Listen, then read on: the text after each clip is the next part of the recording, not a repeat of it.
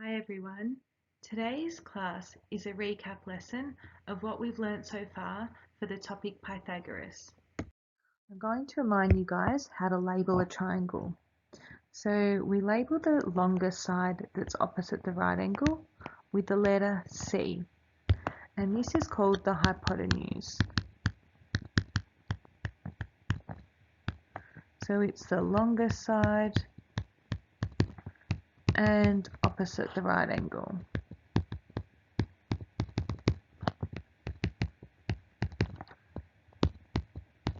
We call the other two sides A and B, doesn't matter which one's which, as long as they're the shorter sides.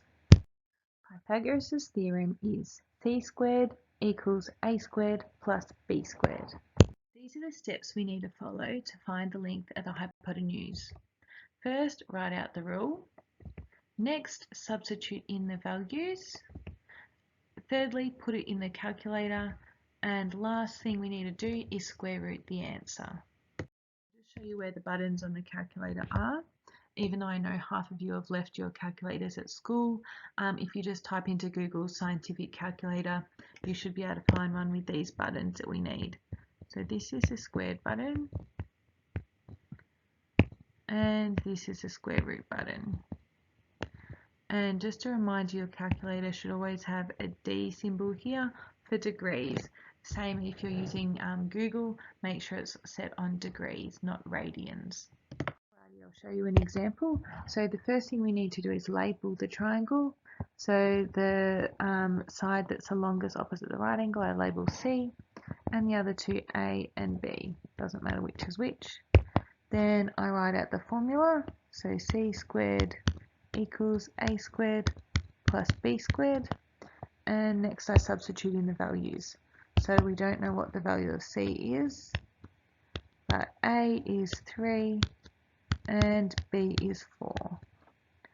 Put that in the calculator, so 3 squared plus 4 squared, which equals 25. And then the last step, I need to square root the answer. So the square root of 25 is 5. So that's the length of C. Okay, so when trying to find one of the shorter sides, so not the hypotenuse, we use this formula here. A squared equals C squared minus B squared. So hopefully you remember that we call the unknown, the side we're trying to find, is going to be A. So it will usually be marked with like an X or something. The C is obviously the hypotenuse, and the B is the other short side.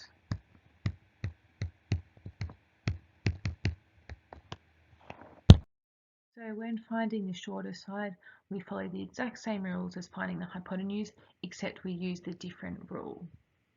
To show you an example when finding the shorter side. So we label the unknown x with the letter A, the hypotenuse with C, and the other short side B. And so this time my formula is A squared equals C squared minus B squared. And then I substitute in the values. We don't know what A is. C is 17 and B is 15. I put in the calculator 17 squared minus 15 squared, which equals 64. And the last step is I need to square root 64, which equals 8. You might also remember we spent a lesson determining if triangles were right angled or not. So if they are right angled, then C squared will equal A squared plus B squared.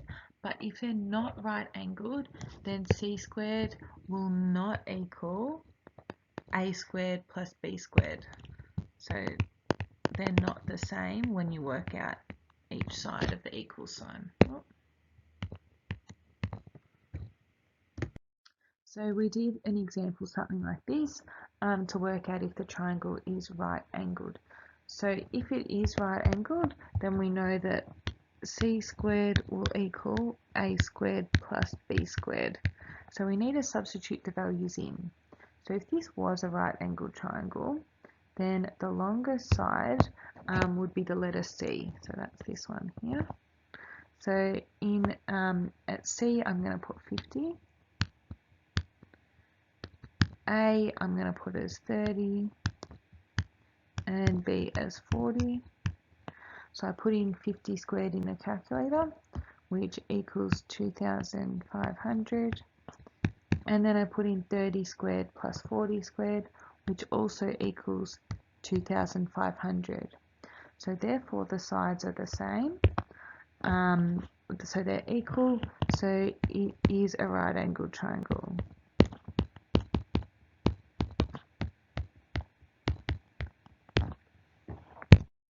Could you please complete the Pythagoras recap worksheet?